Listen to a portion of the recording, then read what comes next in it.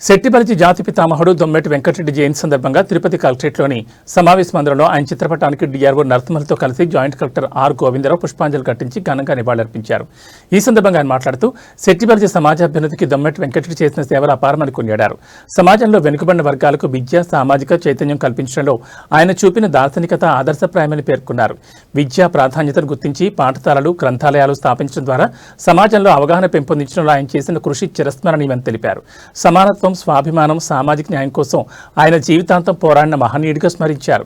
ప్రస్తుత తరాలు ఆయన ఆదర్శాలను అనుసరించి సమాజాభివృద్ధి కృషి చేయాలని ఈ సందర్భంగా పిలుపునిచ్చారు. ఈ కార్యక్రమంలో బీసీ సంక్షేమ శాఖ డీడీ భరత్ కుమార్ రెడ్డి, సంఘం నాయకులు, ఇతర సంబంధిత అధికారులు, సిబ్బంది తదితరులు పాల్గొన్నారు.